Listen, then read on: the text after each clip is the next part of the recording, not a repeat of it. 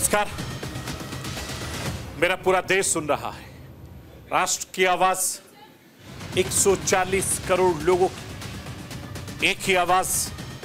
आपके साथ मैं हूं सरफराज।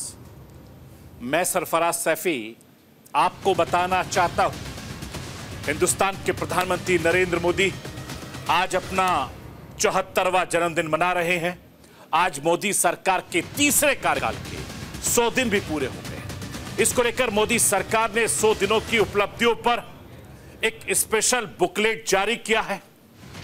इस खास मौके पर हिंदुस्तान के गृह मंत्री अमित शाह ने कहा कि बीते एक दशक में मोदी सरकार ने देश की आंतरिक और बाहरी सुरक्षा को मजबूत और सशक्त भारत बनाया। अमित शाह ने आने वाले दिनों में सरकार का एजेंडा क्या होगा, इसकी जानकारी पूरे हिंदुस्तान को दी है। प्रधानमंत्री नरेंद्र मोदी ने लगातार तीसरी बार हिंदुस्तान की कमान संभाली। पीएम मोदी इस बार का सफर आसान नहीं रहा। प्रधानमंत्री नरेंद्र मोदी हर बार हर चुनौती से निकलकर नई लकीर खींच देते हैं। इस बार भी पीएम मोदी ने तमाम चुनौतियों से निपटते हुए कई अहम फैसले लिए। आखिर क्या है मोदी सरकार के 100 दिनों की कामयाबी? आज मैं आपको राष्ट्र की आवाज के जरिए बताने, दिखाने, समझाने की कोशिश करूंगा। प्रधानमंत्री नरेंद्र मोदी के जन्मदिन के खास मौके पर अरविंद केजरीवाल ने एक मास्टर स्ट्रोक खेल दिया है। अरविंद केजरीवाल ने खुद सीएम पद से इस्तीफा देकर आतिशी को दिल्ली की नई मुख्यमंत्री बनाने का फैसला किया है। आम आदमी पार्टी के विधायक दल की बैठक के बाद इसका औपचारिक ऐलान भी कर दिया है। आतिशी का नाम खुद अरविंद केजरीवाल ने रखा था, जिसका मनोज सिसोदिया से लेकर तमाम विधायकों ने पुरजोर तरीके से समर्थन किया। आतिशी को दिल्ली का नया मुख्यमंत्री चुने जाना न सिर्फ आम आदमी पार्टी के लिए एक मील का पत्थर है, बल्कि भारतीय राजनीति के इतिहास में उनका नाम महिला मुख्यमंत्री के खास क्लब में भी शामिल हो गया है। आखिर कैसे, उनसे पहले कौन कौन मुख्यमंत्री थी, यह भी राष्ट्र की आवाज के जरिए आज आपको बताने, दिखाने, समझाने की कोशिश करूंगा। आतिशी का शपथ ग्रहण अभी बाकी है। मुख्यमंत्री पद के लिए नाम होते ही आतिशी के नाम पर सियासी वार शुरू हो गया है। भारतीय जनता पार्टी कभी आतिशी को कठपुतली मुख्यमंत्री बताती है तो कभी आतंकी अफजल गुरु के हिमायती परिवार का बता रही है। हालांकि आम आदमी पार्टी के नेताओं ने खुद कहा है कि आतिशी रामकथा के भरत की तरह दिल्ली के चुनाव होने तक राज चलाएंगी। और दूसरी तरफ कांग्रेस नेताओं का कहना है कि भ्रष्टाचार के दाग और तमाम तरह के आरोपों का वार झेल रहे केजरीवाल चुनाव जीतने के हडगंडे के तौर पर इस्तीफा देकर आतिशी को मुख्यमंत्री बनाया है। आतिशी के नए कप्तान बनने की कैसे सियासी घमासान छिड़ा हुआ है दिल्ली में, यह भी मैं राष्ट्र की आवाज के जरिए आपको बताने, दिखाने, समझाने की कोशिश करूंगा। मैं अपने हिंदुस्तान के कोने कोने की आवाज को दिल्ली तक पहुंचाता हूं। दिल्ली की आवाज को देश दुनिया के कोने कोने तक पहुंचाता हूं। नेताओं की आवाज को मैं आम लोगों तक पहुंचाता हूं। आम लोगों की आवाज को मैं अपने देश के हुक्मरानों तक पहुंचाता हूं। आपकी आवाज से मिलती है मेरी आवाज और बन जाती है राष्ट्र की आवाज।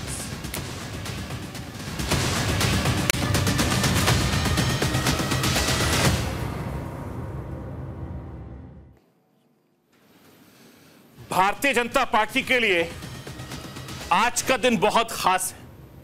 आज के दिन हिंदुस्तान के प्रधानमंत्री नरेंद्र मोदी सरकार के तीसरी पारी के 100 दिन पूरे हो चुके हैं। मोदी सरकार के 100 दिन ऐसे पूरे हुए हैं जिस दिन हिंदुस्तान के प्रधानमंत्री नरेंद्र मोदी का जन्मदिन है। एक तरफ मोदी सरकार अपने 74वें साल में प्रवेश कर रहे हैं, तो दूसरी तरफ मोदी की अगुवाई में बनी एनडीए की सरकार के तीसरे कार्यकाल में 100 दिन पूरे हो रहे हैं। और ये वही 100 दिन हैं जिसकी गारंटी पीएम मोदी ने चुनाव के दौरान हिंदुस्तान की जनता को, हिंदुस्तान की आवाम को दी। प्रधानमंत्री नरेंद्र मोदी ने कहा था कि उनकी सरकार आने के बाद सिर्फ 100 दिन विकास और देश हित के होंगे। चुनावी नतीजों से पहले 100 दिनों के एजेंडे को लेकर प्रधानमंत्री नरेंद्र मोदी लगातार बैठक पर बैठक करते रहे। मोदी सरकार अपने तीसरे कार्यकाल के 100 दिन पूरे कर लिए हैं। तो पीएम मोदी बता रहे हैं कि इस 100 दिन के कामकाज के लिए उन्होंने क्या किया था। राष्ट्र की आवाज के जरिए हिंदुस्तान के प्रधानमंत्री नरेंद्र मोदी को सुनवाना चाहता हूं। सुनिए, नरेंद्र मोदी अपनी सरकार के 100 दिन पूरे होने पर क्या कुछ कह रहे हैं। मैंने लोकसभा चुनाव के दरमियान आप लोगों को, देशवासियों को एक गारंटी दी थी। मैंने कहा था कि तीसरे टर्म के पहले 100 दिन देश के लिए अभूतपूर्व फैसले लिए जाएंगे। बीते 100 दिनों में मैंने दिन नहीं देखा, रात नहीं देखा। 100 दिन के एजेंडे को पूरा करने के लिए पूरी ताकत झोंक दी। देश हो या विदेश, जहां भी जो भी प्रयास करने थे वो किए। कोई कोर कसर बाकी नहीं छोड़ी।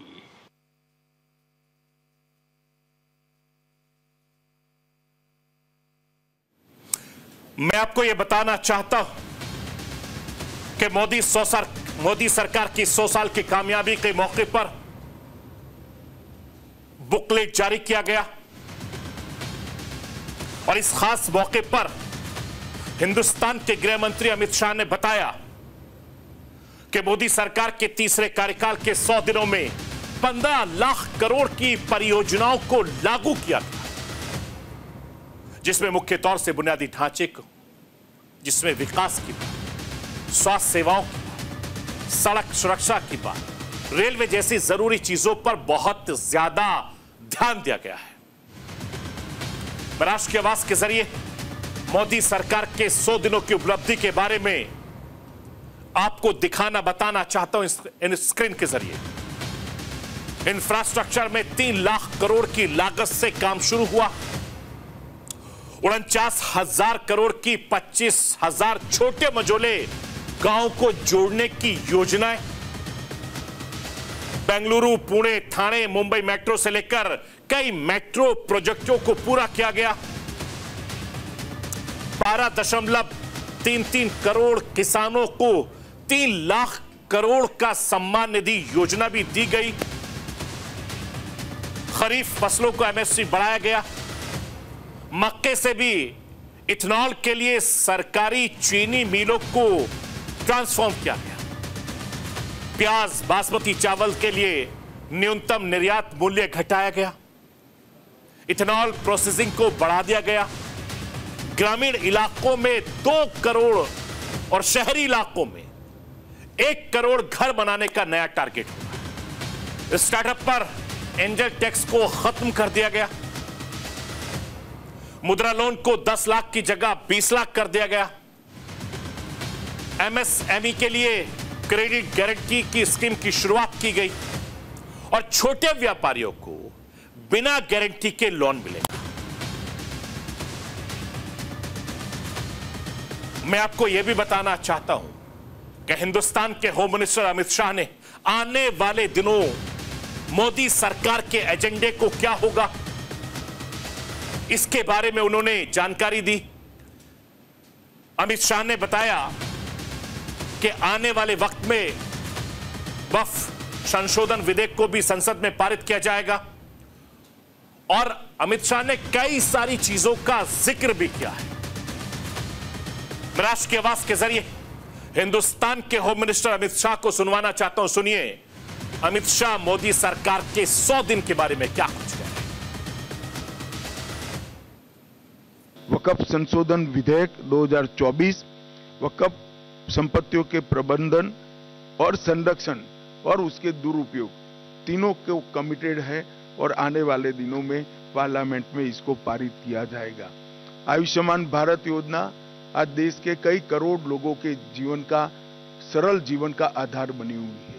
5 लाख तक का स्वास्थ्य से जुड़ा सभी खर्चा एनडीए की नरेंद्र मोदी सरकार उठा रही है और ये प्रधानमंत्री जी का बड़ा महत्वाकांक्षी प्रोग्राम है। अब जैसा हमने हमारे घोषणा पत्र में वादा किया था, 70 वर्ष या उससे अधिक आयु के सभी वृद्ध नागरिकों को 5 लाख तक का मुफ्त कवरेज दिया जाएगा। इसमें जो गरीब घर में 70 साल से अधिक वाले लोग हैं उनको।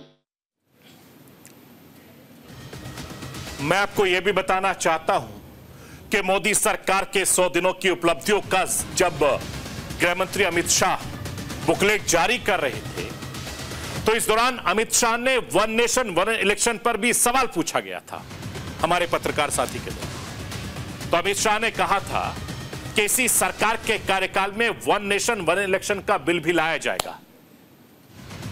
मैं आपको हिंदुस्तान के गृह मंत्री अमित शाह को सुनवाना चाहता हूं। सुनिए कि वन नेशन वन इलेक्शन के बारे में वो क्या कुछ बोल रहे हैं एक पत्रकार साथी के बयान के बाद। एक बहुत महत्वाकांक्षी परियोजना आप लोगों की रही है वन नेशन वन इलेक्शन, उसको लेकर क्या योजना है और कब तक इसको लागू किए जाने की संभावना? इसी सरकार के कार्यकाल में वन नेशन वन इलेक्शन हम लागू करेंगे। मैं आपको यह बताना चाहता हूं कि सियासत में कदम रखने के बाद से नरेंद्र मोदी तमाम तरह की मुश्किलों का सामना करते रहे। हर बार प्रधानमंत्री नरेंद्र मोदी चुनौतियों से पार पाकर नई सियासी लकीर खींचने में कामयाब रहे और एक बार फिर से पीएम मोदी बीजेपी के सामने चुनौतियां खड़ी हैं। पीएम मोदी की तीसरी पारी के 100 दिन के कार्यकाल में कई अहम और कदम उठाए जाने हैं, लेकिन गठबंधन की मजबूरी के चलते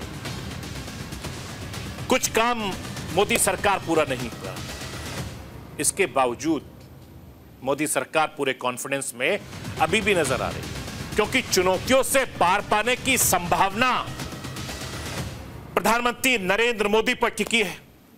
2014-2019 में लगातार 2 बार अपनी पार्टी की बदौलत प्रधानमंत्री बनने वाले नरेंद्र मोदी ने तीसरी बार सहयोगी दलों के सहारे प्रधानमंत्री बनकर इतिहास जरूर रचा, लेकिन 2024 के चुनाव में बीजेपी 240 सीटों पर सिमट कर रह गई थी और बहुमत के आंकड़े दूर रहने के चलते पीएम मोदी के सामने पहली बार सहयोगियों का सहारा लेना पड़ा।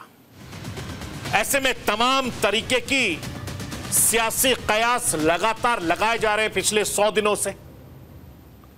मंत्रिमंडल के गठन से लेकर तीसरे कार्यकाल के 100 दिनों के कामकाज का अगर विश्लेषण करें तो साफ है कि पीएम मोदी बहुत ही सोची समझी रणनीति के तहत फूक फूक कर कदम रखते हैं।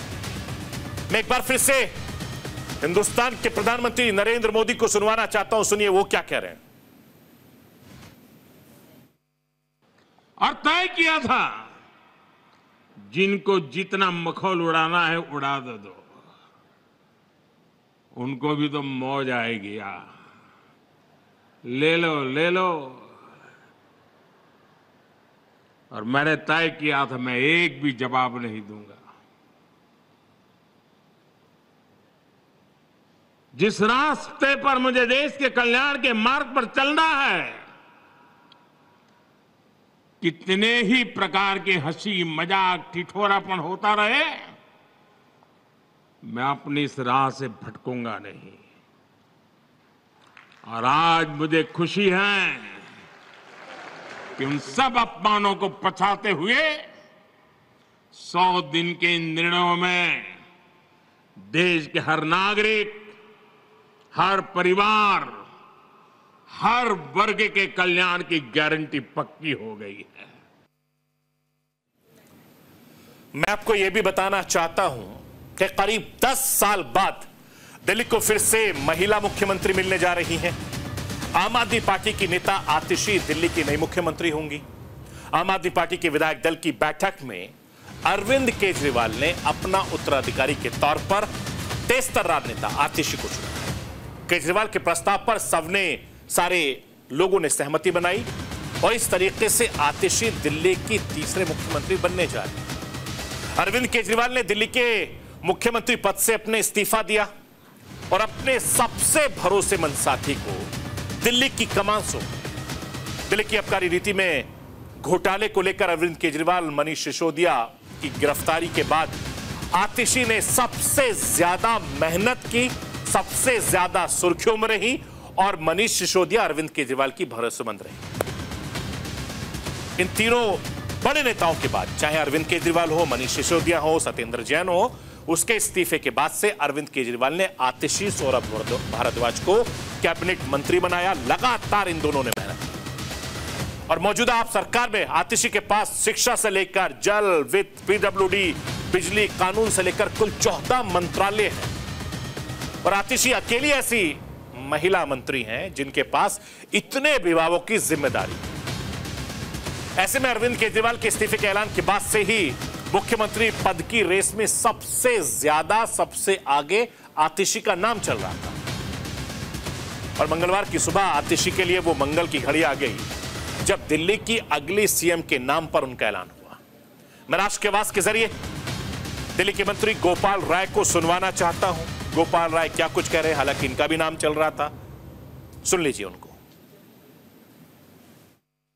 दिल्ली के अंदर आगे सरकार को संचालित करने के लिए सुबह आम आदमी पार्टी के विधायक मंडल दल की बैठक हुई थी। बैठक में सर्वसम्मति से आतिशी जी को अपना विधानमंडल दल का नेता चुना गया था।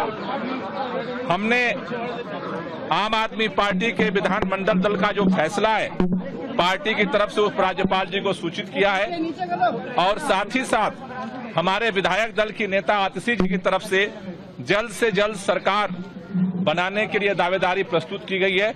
हमने उपराज्यपाल महोदय से निवेदन किया है कि जल्द से जल्द शपथ की तारीख सुनिश्चित की जाए जिससे कि दिल्ली के अंदर दिल्ली के 2 करोड़ लोगों के लिए जो काम है उस काम को आगे बढ़ाया जा सके। मैं आपको यह भी बताना चाहता हूं कि आतिशी को दिल्ली का नया मुख्यमंत्री चुना जाना न सिर्फ आम आदमी पार्टी के लिए बल्कि एक मील का पत्थर है। भारतीय राजनीति के इतिहास में उनका नाम महिला मुख्यमंत्रियों के खास क्लब में दर्ज हो गया है। कौन से खास क्लब में उनका नाम जुड़ा है वो भी मैं राष्ट्र की आवाज के जरिए आपको बताना, दिखाना चाहता हूं। जरा स्क्रीन पर लाइए। आतिशी दिल्ली की तीसरी महिला मुख्यमंत्री है। कांग्रेस की सरकार में शीला दीक्षित जी 1998 में दिल्ली की मुख्यमंत्री बनी थी।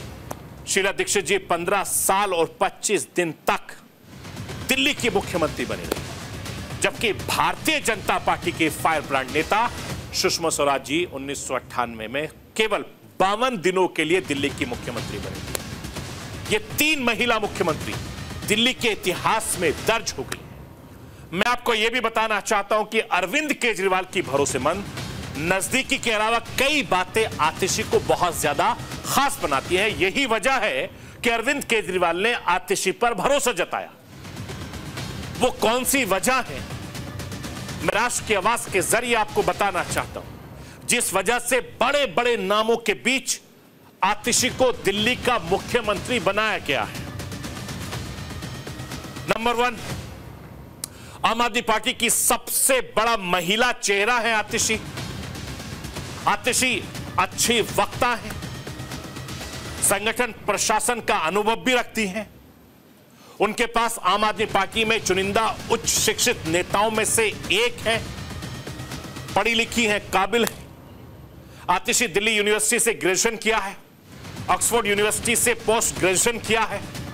केजरीवाल और मनीष सिसोदिया की गैर मौजूदगी में सरकार का चेहरा रही है और इस मुश्किल वक्त में अरविंद केजरीवाल की मजबूती से बचाव भी करती रही है। आतिशी आम आदमी पार्टी की राजनीतिक मामलों में उसकी सदस्य भी है और उनको ग्राउंड पर काम करने का बहुत अच्छा खासा अनुभव है, क्योंकि आतिशी एक पढ़ी लिखी महिला है।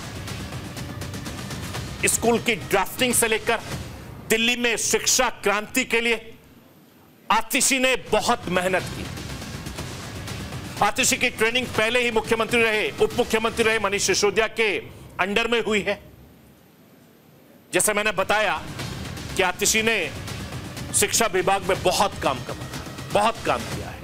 अरविंद केजरीवाल लगातार अपनी योजनाओं में एजुकेशन, हेल्थ सेक्टर पर लगातार जोर देते रहे। आतिशी इस एजेंडे को लगातार आगे बढ़ाने में उनका साथ देती रही और आतिशी ने बतौर शिक्षा मंत्री स्कूल की रिमॉडलिंग के काम को रुकने नहीं दिया। इसके अलावा नेताओं पर उनके भारी पड़ने की एक वजह यह भी मानी जाती है कि आतिशी मुख्यमंत्री चुने जाने के बाद से क्या कुछ वो कह रही हैं। मैं राष्ट्र के आवाज के जरिए आपको वो भी सुनवाना चाहता हूं। दिल्ली के लोकप्रिय मुख्यमंत्री, आम आदमी पार्टी के नेता, मेरे गुरु अरविंद केजरीवाल जी का धन्यवाद करना चाहती हूं, जिन्होंने मुझे इतनी बड़ी जिम्मेदारी दी और इस जिम्मेदारी के लिए मुझ पर भरोसा किया। ये सिर्फ आम आदमी पार्टी में हो सकता है, अरविंद केजरीवाल जी के नेतृत्व में हो सकता है कि एक फर्स्ट टाइम पॉलिटिशियन एक राज्य की मुख्यमंत्री बने। मैं एक सामान्य परिवार से आती हूँ। शायद किसी और पार्टी में होती तो चुनाव की टिकट भी नहीं मिलती, लेकिन अरविंद केजरीवाल जी ने मुझ पर भरोसा किया, मुझे विधायक बनाया, मुझे मंत्री बनाया और आज मुख्यमंत्री बनने की जिम्मेदारी दी है। मैं खुश हूं कि अरविंद केजरीवाल जी ने मुझ पर इतना भरोसा किया है, लेकिन जितना सुख आज मेरे मन में है, आज उससे बहुत ज्यादा दुख भी मेरे मन में है। दुख इसलिए कि दिल्ली के लोकप्रिय मुख्यमंत्री, मेरे बड़े भाई अरविंद केजरीवाल जी आज इस्तीफा दे रहे हैं। मैं आपको यह भी बताना चाहता हूं कि आतिशी का नाम अरविंद केजरीवाल कैबिनेट में हैवीवेट मंत्रियों में आता है। सिर्फ 4 साल में आतिशी दिल्ली की सत्ता पर काबिज होने जा रहे हैं। आतिशी उन चुनिंदा लोगों में से एक हैं जो कुछ ही सालों में मुख्यमंत्री बने। आम आदमी पार्टी में अरविंद केजरीवाल पर लगातार हो रहे सियासी हमलों के बीच अपना कार्ड बदल दिया, लेकिन विपक्षी हमलावर हो गए। आतिशी को दिल्ली की कमान दिए जाने के फैसले पर दिल्ली की सियासी पारा पूरी तरीके से हाई हो गया है। आम आदमी पार्टी अब केजरीवाल का मास्टर स्ट्रोक बता रही है तो भारतीय जनता पार्टी से कठपुतली मुख्यमंत्री बता रही है। दोनों दलों में लगातार वार पलटवार का दौर चल रहा है। कांग्रेस भी इस फैसले को लेकर आम आदमी पार्टी पर हमलावर है। मैं राष्ट्र के आवाज के जरिए आपको कांग्रेस और भारतीय जनता पार्टी के नेताओं को सुनवाना चाहता हूं, वो क्या आतिशी मार लेना को मुख्यमंत्री का उम्मीदवार घोषित करना सीधा सीधा दिल्ली को अराजकता और कम्युनिज्म की तरफ धकेलने का उनका प्रारूप है।